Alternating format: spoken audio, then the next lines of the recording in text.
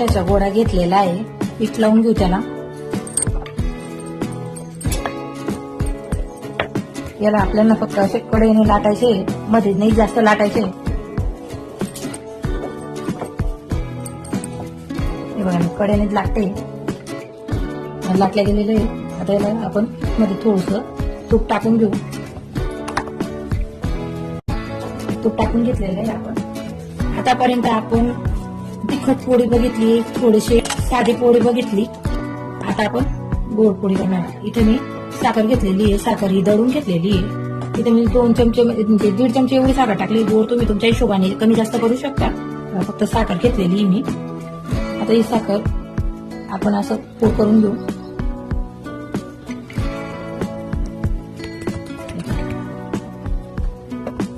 आता लाटून घ्यायचे आपल्याला.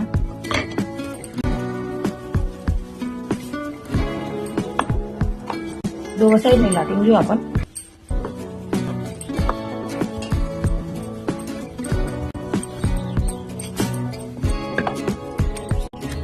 पोळी लाटल्या गेलेली आहे आपली मस्तपैकी. ही थोडी जाडच ठेवायची, जास्त जाडी नाही पण थोडी जाड ठेवायची, खायला छान लागते.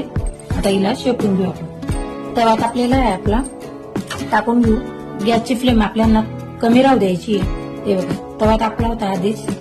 तसे पोळ येत आहे बरोबर.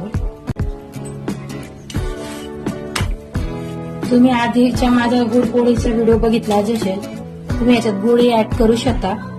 दोघं साईडने आपण नुसतं परतवून घेऊ पोळीला. कधीही पोळी सुरुवातीला टाकली तेव्हा गॅसची फ्लेम ही कमी राहू द्यायची आहे. दुसरी साईड परतवताना थोडीशी मिडियम करायची. मिडियम म्हणजे थोडीशी मिडियम टू हाय एवढी ठेवायची आपल्याला, म्हणजे पोळी बरोबर व्यवस्थित शिजते आपलीवाली, कच्ची राहत नाही. बघा किती छान फुलते. आता याच्यात आपल्याला तूप टाकून घ्यायचे. तूप लावल्याने छान टेस्ट येते. बघा किती छान मस्त टमाशी फुगलेली आहे आपली पोळी. दोघं साईडने परतवून घेऊ आपण. दुसऱ्या बाजूने पण मस्त तूप लावून घेऊ.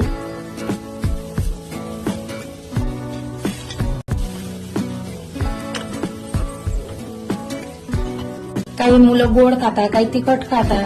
मी सुरुवातीला तुम्हाला तिखट दाखवले, थोडेसे मसालेवाले पण दाखवल्या. पण जे पोरं तिखट खात नाही त्यांच्यासाठी ही पोळी तुम्ही करू शकता. टिफिनला मोठेही खाऊ शकता. लहान मुलं तर खातातच, पण मोठ्यांनाही खूप आवडतो गोड. ज्यांना गोड आवडतं त्यांनी नक्की अशी पोळी ट्राय करून बघा.